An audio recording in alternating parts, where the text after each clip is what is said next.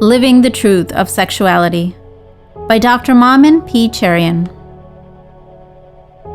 Dr. Mammen P. Cherian is a practicing pain and palliative care doctor from Tiruvalla, India, and is a resource for the pro-life ministry and family apostolate. He is the coordinator of the Kerala Jesus Youth Pro-Life Ministry. Dr. Mammen discusses the divine gift of human sexuality, as well as the devil's perversions and aberrations, which drain from it true meaning and joy. Sister Lucia wrote to Cardinal Caffera, "Father, a time will come when the decisive battle between the kingdom of Christ and Satan will be over marriage and the family. Imagine going into the kitchen while your mom is cooking your favorite food.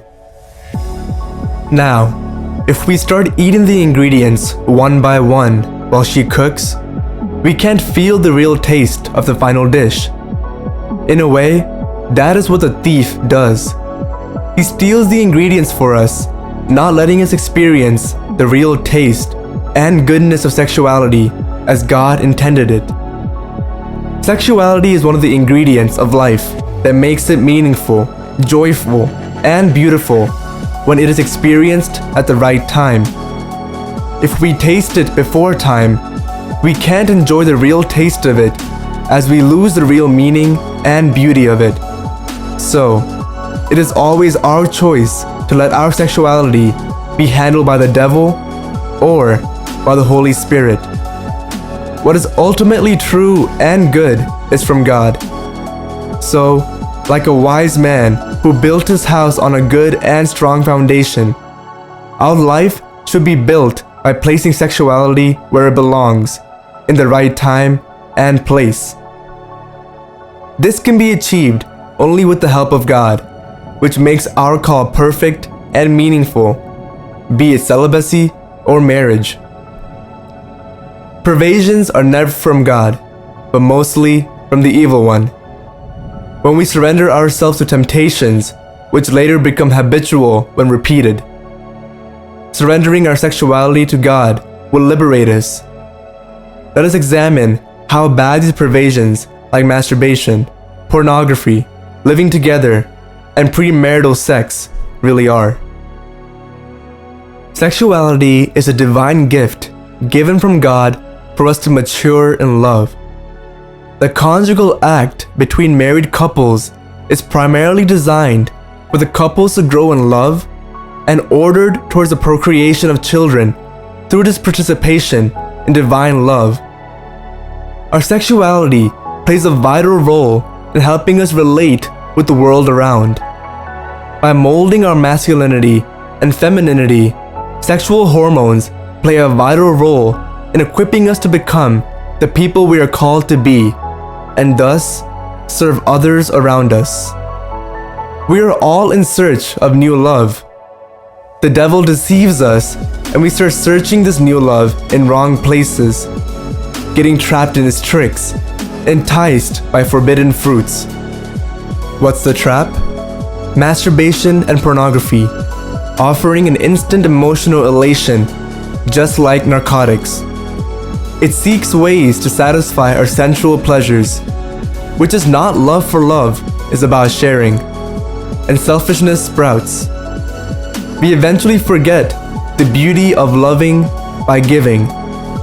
This will affect our social as well as marital relationships. Addiction is caused by two brain chemicals, dopamine and endorphins. Dopamine is a neurotransmitter which helps one experience pleasure, while endorphins are hormones that are released during times of stress and physical activity. Endorphins help us in the recovery process. When one masturbates, the body releases dopamine, the chemical that enables to feel sexual pleasure, and endorphins once masturbation is done. Over time, the release of these brain chemicals becomes a frequent need for the body. Endorphins and dopamine are stress relievers. So, those who experience more stress are more likely to become addicted to masturbation for the release of these chemicals.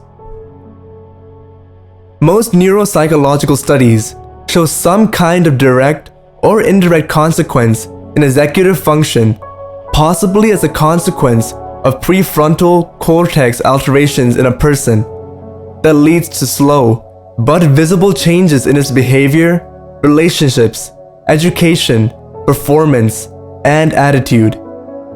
This eventually messes up one's life. Sometimes, such persons may not feel this change, but people around him or her do sense it. Any attempt from the well-wishers, including the partner, to change them is usually met with intense resistance, even leading to breakup of the relationship so that they can hide behind these issues. Love is all about giving. When one receives the new love from God and gives it to the partner, their relationship is transformed into the image of Trinitarian love. When one starts giving oneself to his or her partner, the love is reciprocated, and it takes you on an upward spiral path of love with God. When a person starts operating his sexuality with the sole purpose of enjoyment, he gets accustomed to the way of self-loving. As when a right-handed person fumbles when asked to write with the left hand, a person addicted to masturbation finds it difficult to share his sexuality with the partner, as he or she is not used to it. This creates a huge problem, since the person seeks his or her own satisfaction primarily and is seldom concerned with the well-being of his or her partner. The person can only receive a pleasure which is usually less than or at most equal to what he or she is already getting through one's own method. So even when the partner is craving for love, the addict is roaming around without any issues, as he or she is deceived by the counterfeit pleasure offered by the devil. So he or she unknowingly loses the banquet and ends up with the pods in the pig farm. The devil is happy now. Pornography is enjoying watching a sin. It builds up a high expectation in a person about the marital act.